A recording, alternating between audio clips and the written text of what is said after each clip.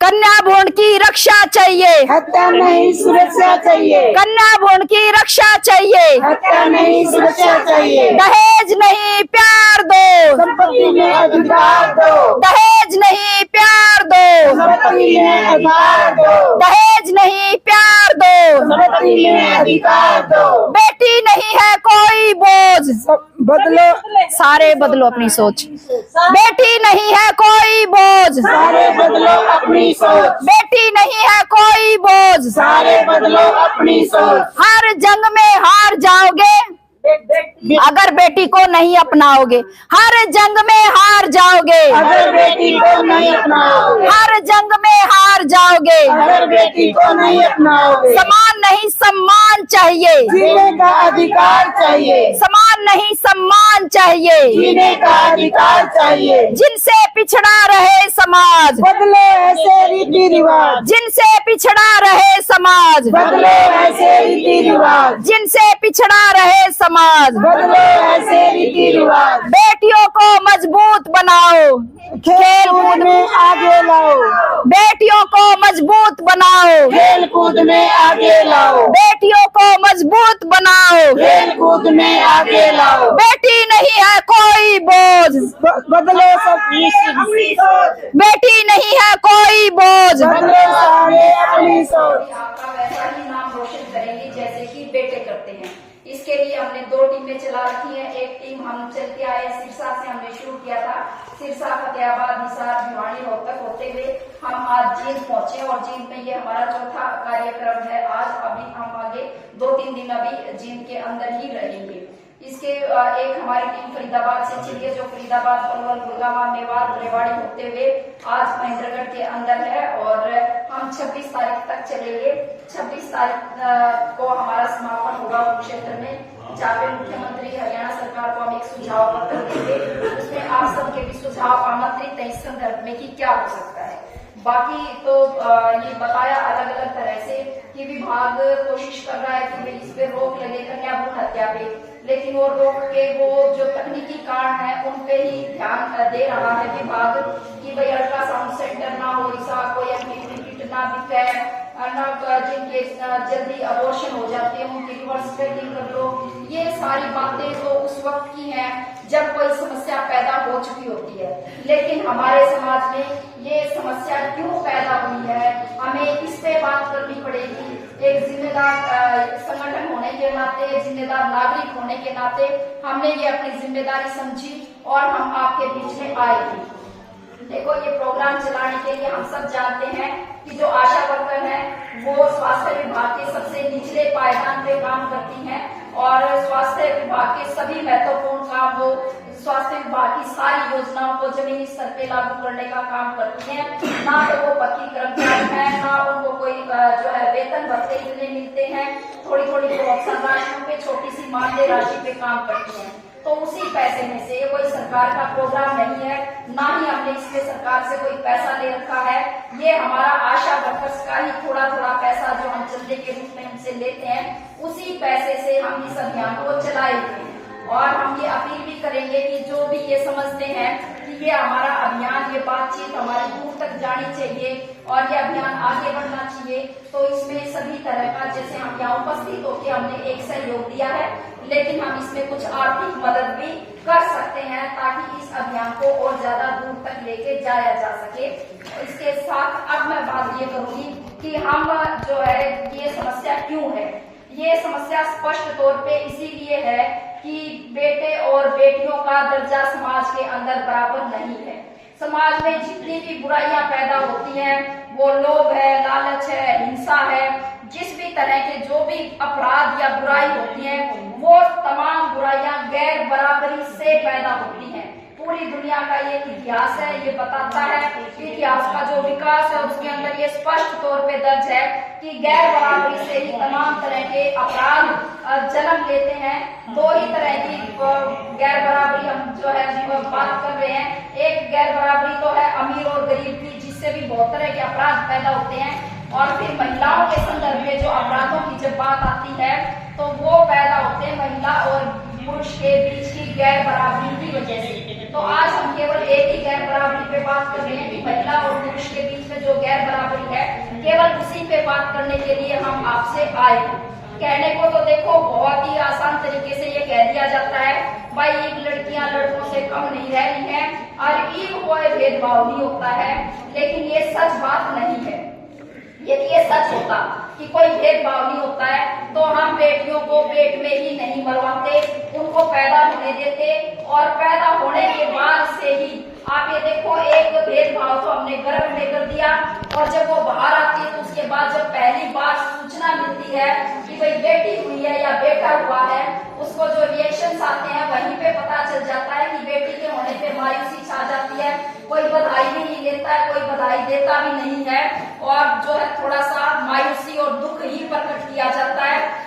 दूसरी बेटी हो तो कभी जाड़ा हो जाए और जब तीसरी बेटी हो तो इतना दुख हो जाए मानस मरेगा भी उसका कम में दुख हो है, खूब मातम छा जाता है और सब दिलासा और सांत्वना देने का काम करते हैं। कोई बात नहीं, कर्म में लिखा था न्यू था और भाई न्यू चिंता हो जाएगी इनकी छोरियां का के होगा, इन्हें कुकर घर तक खावेंगे ये, और बेटा हुआ तो भाई लाडू भी बांटा बधाई भी देवा, सारे काम करते हैं। छठी गामा बात जो है उसके बाद उनका हवन करेंगे, हम कुआं पूजन करेंगे, भाई जच्चा रहना भी हम भेदभाव करेंगे कि बेटे की माँ है तो फालतू घी दे दो, उसने उसकी देखभाल फालतू करो, वह जापे में घने दिन रेस्ट करेगी, वह 9 महीने बेटी पेट में राखी, 9 महीने बेटा पेट में रखा, वह दर्द सही वह तकलीफ सही, लेकिन बेटी होगी तो भाई घी कम दे दो, तावड़ी काम पर लगा दो, तो उसके शरीर के साथ भी हम वो न्याय नहीं करते।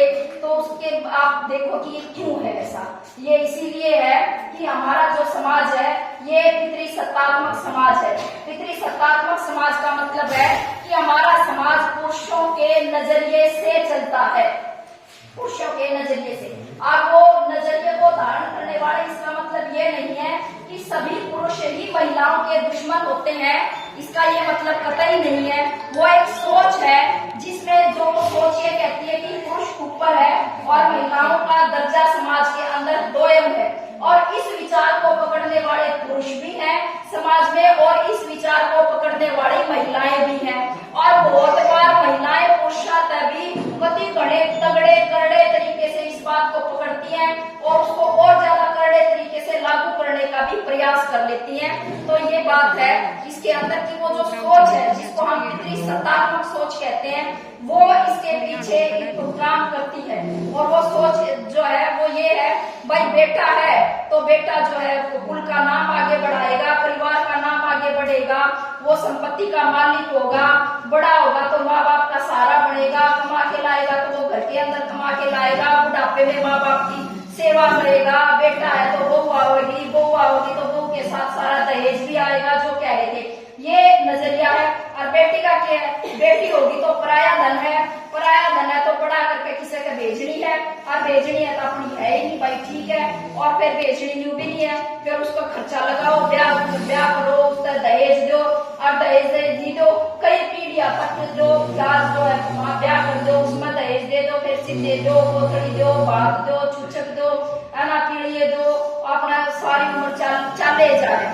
तो यो तो न्यू है कि भाई एक जिम्मेदारी होगी, एक बोझ आ गया, तो वो बोझ कौन लेना चाहेगा, कोई नहीं लेना चाहता समाज के अंदर, क्योंकि वो बोझ नहीं लेना चाहते, इसलिए हम बेटियां पैदा नहीं करना चाहते। सच्चाई तो है ये।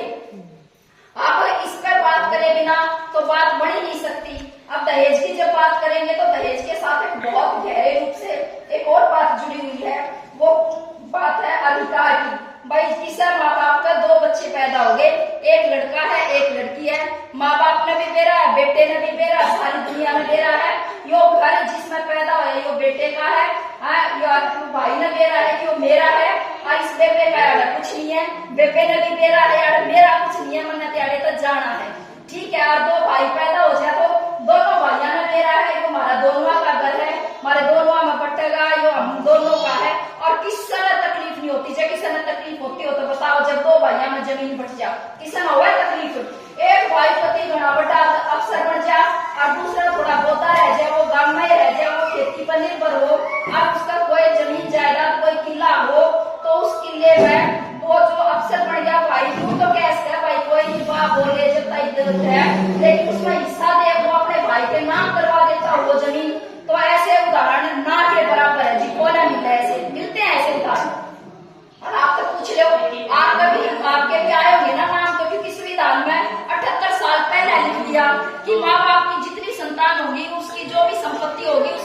भाई सब बराबर होंगे।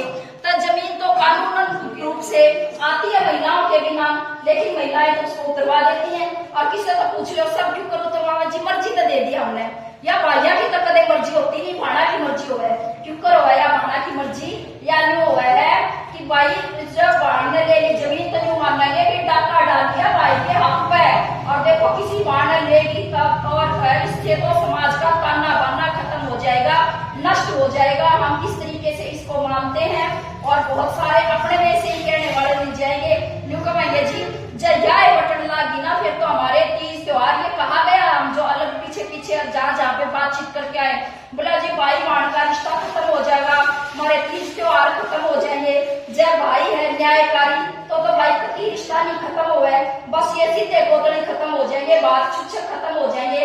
वो भाई नुका वगा मेरे दो रतबे में ये छोटा सा था, इतना मेरा था इतना तेरा खुले, ये क्या का बात है क्या का छुच्छक की दोनों आपका बराबर, तू मेरा आ मैं तेरा जाऊंगा, क्या की मान क्या की तान कुछ नहीं, तो सारी बीमारी खत्म है।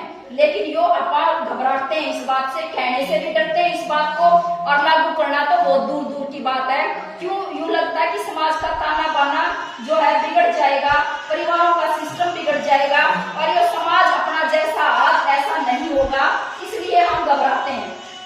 लेकिन दुनिया अपनी जगह पे तो नहीं है, वो हमेशा विकास कर रही है दुनिया, और विकास करके हम इस जगह पे पहुंचे। आज ये बेहतर जगह है, पीछे के मुकाबले में हम देखेंगे तो, जब पीछे के समाजों में हम देखेंगे तो बहुत सारी बुराइयों से तो हम लड़के आ रहे हैं, किन किन बुराइयों से हम लड़के नहीं आए। हम लड़के आए सती प्रथा से, जब एक औरत विधवा हो जाती थी तो उसको उसके पति के साथ जला दिया जाता था, पति के साथ जला दिया जाता, संतानें तो जो है उनकी उस वक्त में अनाथ हो जाती थी। आज जो है हम इस प्रथा से तो लड़के आ गए, प्रथा खत्म हो गई।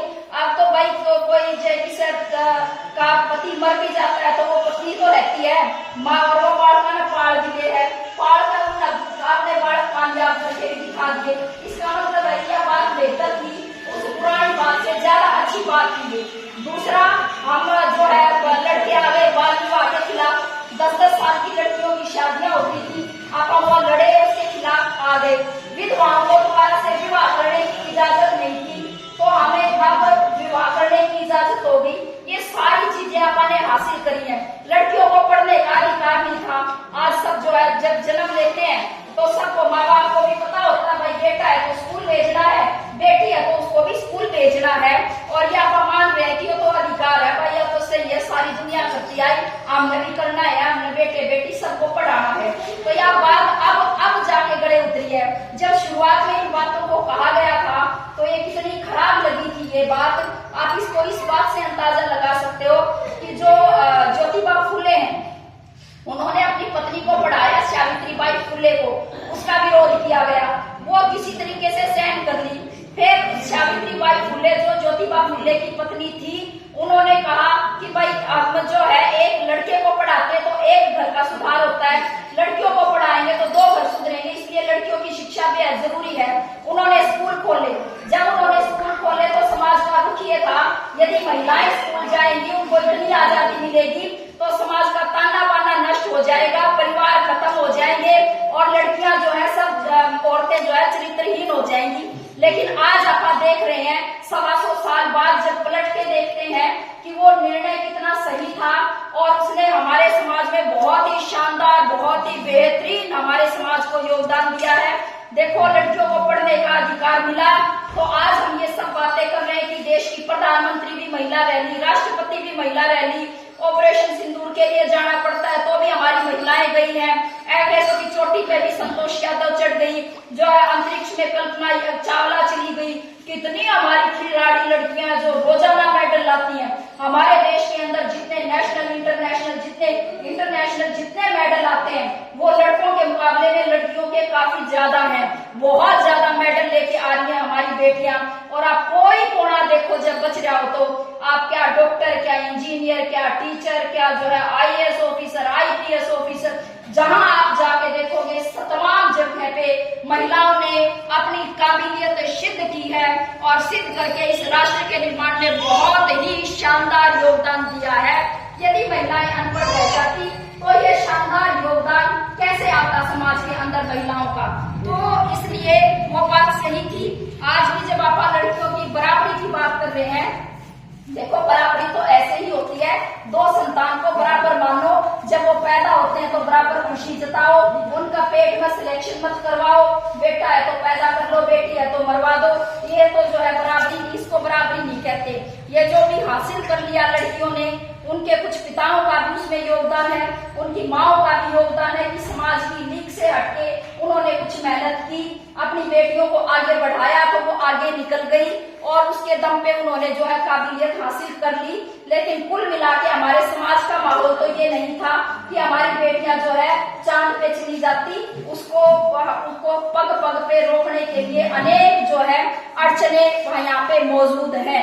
तो उसके ये तभी सारी अड़चने खत्म हो सकती हैं जब आप यह मानना कि संपत्ति में भाई बराबर का अधिकार है और बराबर की संतान मानकर बराबर का अधिकार दो।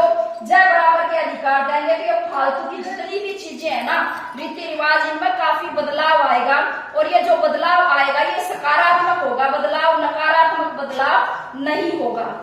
ये कोई सपना भी नहीं है कि आप देख रहे हैं अपने ही देश के अंदर पौंडीचेरी बिल्कुल एक छोटा सा राज्य है, वहां पे लड़कियों का 1000 लड़कों पे 1054 लड़कियां हैं।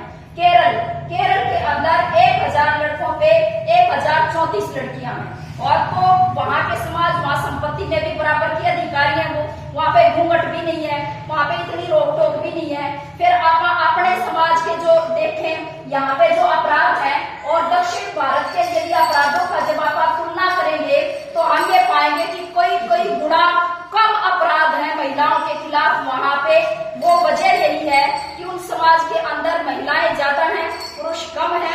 दो गैर बराबरी की मैंने शुरू में बात करी थी, एक गैर बराबरी भाई आर्थिक भी है, जाति के नाम पे भी गैर बराबरी है और महिला और पुरुष के बीच में भी गैर बराबरी है। वो फैक्टर भी काम करते हैं, लेकिन जब हम महिलाओं की बात कर रहे हैं तो वो वहां पे महिलाओं की संख्या ज्यादा है और उनको बराबर के अधिकार मिले हैं। इस वजह से वो जितने भयानक गैंग रेप, छेड़खानियां, हत्याएं जो यहाँ पे हम देख रहे हैं लड़कियों की, और स्कूल भेजते वक्त, कॉलेज भेजते वक्त अपना कलेजा कापा है, अपना डर लग रहा है कि क्योंकर छोरी ने स्कूल भेज दिया, क्योंकर बाहर भेज दिया, और या बाहर भेज दी या ठीक ठाक सुरक्षित वापस आवेगी कि नहीं आवेगी, क्या होगा हमारी छोरी का। यो डर जो है, यो डर जितना अपने यहाँ पे वहां पे तो इतना नहीं है। उसकी वजह मैंने बता दी कि ये सारी वजह हैं। तो इसीलिए केवल यह बात करना कि भाई बेटी ने पेट में मत मारो, यह बात काफी नहीं है। बात यही करनी पड़ेगी अपने को, यदि बेटियों को बचाना है तो, कि बेटियों को पूरा मान सम्मान दो, उनको बराबर के अधिकार दो और उनको पूरे अवसर दो जैसे आप अवसर बेटों को देते हैं। आप नजरिया अपना थोड़ा सा बदलें अपराध के संदर्भ में। हर तरह से देखो, मैंने शुरू में कहा कि कितने बेचारे की तरह से देख लेते, किसी को 2 बेटी होती है और वो अपनी जांच करवाने जावे, बिल्कुल आप उसने मामूली बात मानना, सामान्य से यह मानना ये बेचारा करेंगे, बेचारी करेंगे, इसका 2 छोरी हो रही है और तीसरी भी होगी तो क्यों कर पालेंगे। इसलिए उसको आप बिल्कुल ऐसा मानते कि न्यायकारी बात है जाता है और इसने हत्या गति नहीं मानते। ठीक है, वह छोरा की मैं करके आ जा, छेड़खानी करके आ जा, बलात्कार करके आ जा, पंचायत करते हैं, किम्मो किन्नू भी कह दिया, एक हाथ ताली नहीं बाजती, माफ भी कर दिया। किसा कोई मरता देखा आपा ने छोरा मारा, आपा किसने माफ करा, छोरिया ना माफ करा, छोरिया ना माफ नहीं करते तो कितना माफ का देख लो। बराबरी तो किस्सा डाल को ना, या बराबरी लानी पड़ेगी आपा ने। और जब बराबरी लावेंगे ना तो ज्यादा स्वस्थ और ज्यादा सुंदर समाज बनेगा अपना, ज्यादा रहने लायक, ज्यादा मानवीय समाज बनेगा। ये अपील हम आप लोगों के बीच में लेके आए हैं कि आप अपने समाज को ज्यादा मानवीय, ज्यादा सुंदर, ज्यादा स्वस्थ समाज बनाए और उसके लिए जरूरी है कि महिलाएं भी जो है वो बराबर की अधिकारी हो।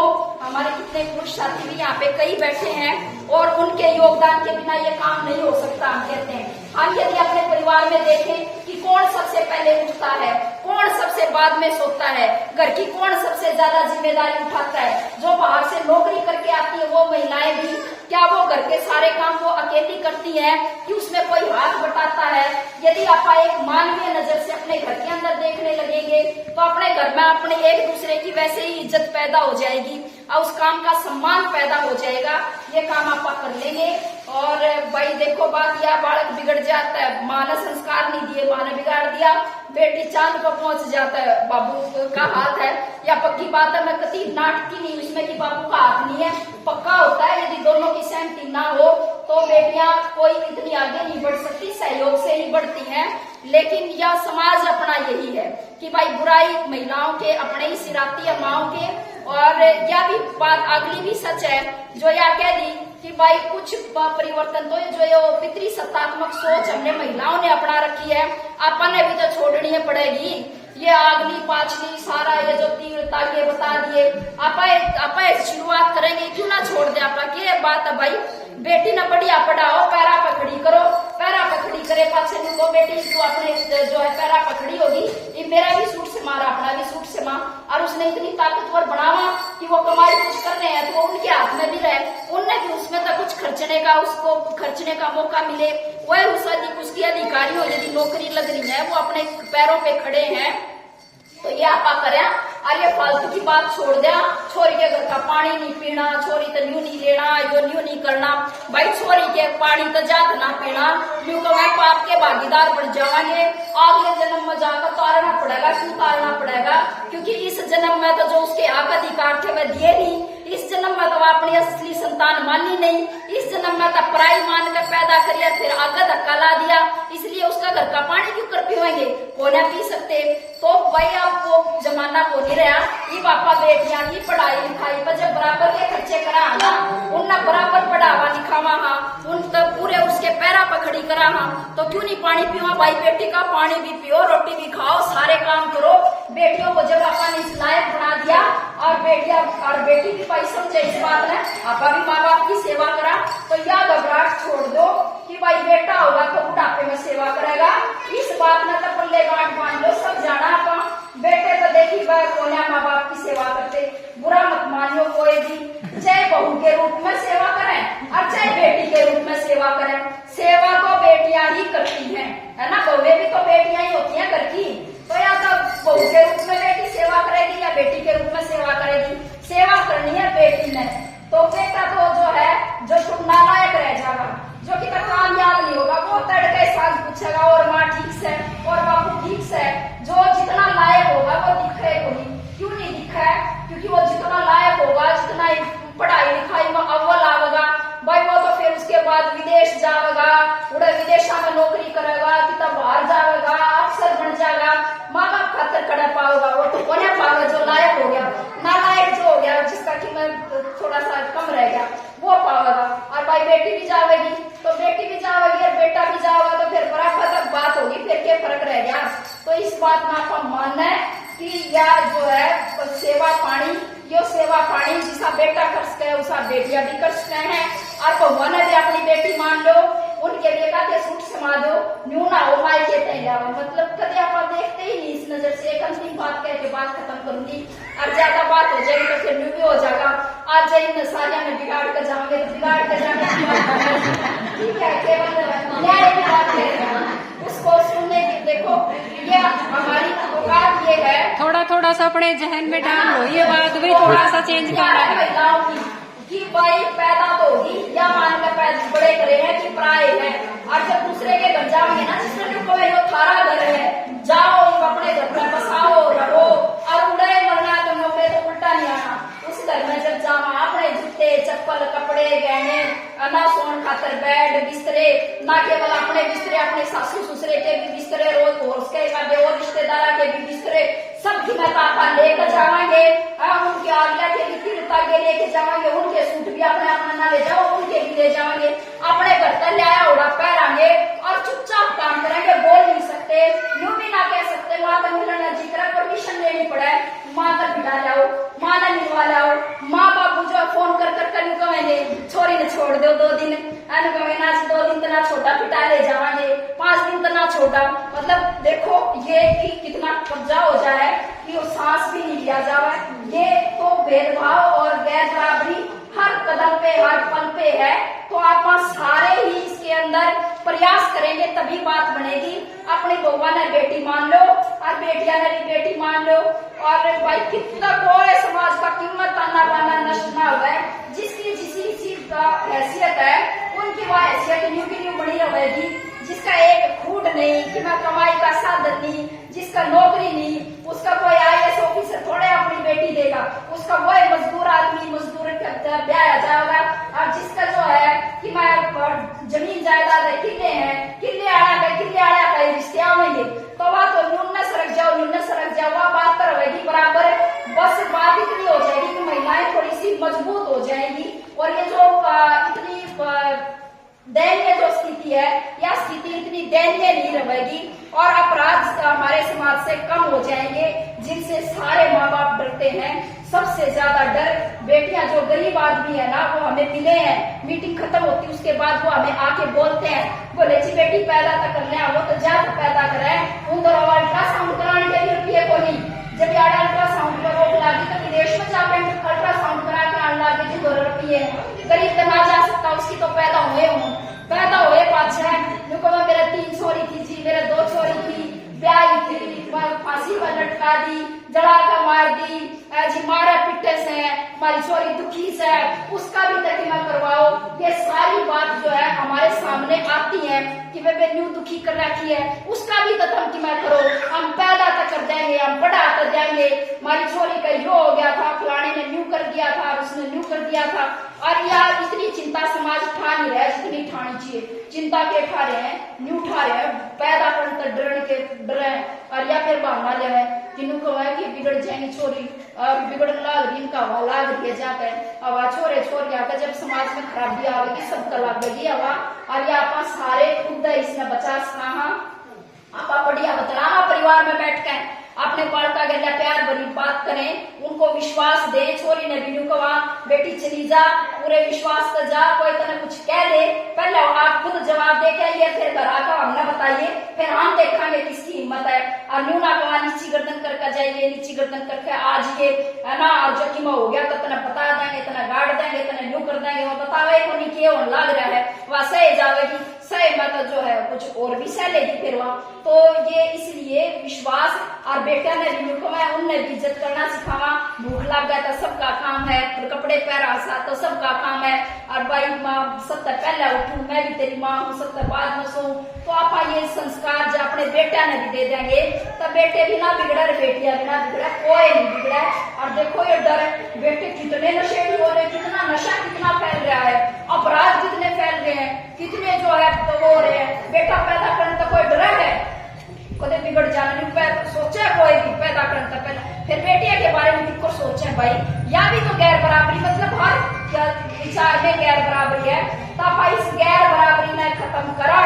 ये विचार लेके आप लोगों के बीच में आए हैं। अब भाई यह चिट्ठी विट्ठी काटे तो कुछ को नहीं हो, चिट्ठी जो है उसका सरकारी सरपंच की भी दे दे, HI की देन ला रही है, ANM की देन ला रही है, आंगनबाड़ी वर्कर की देन ला रही है, आशा वर्कर क्यों सेक्स रेशियो कम हो गया बताओ, क्यों सेक्स रेशियो कम हो गया बताओ।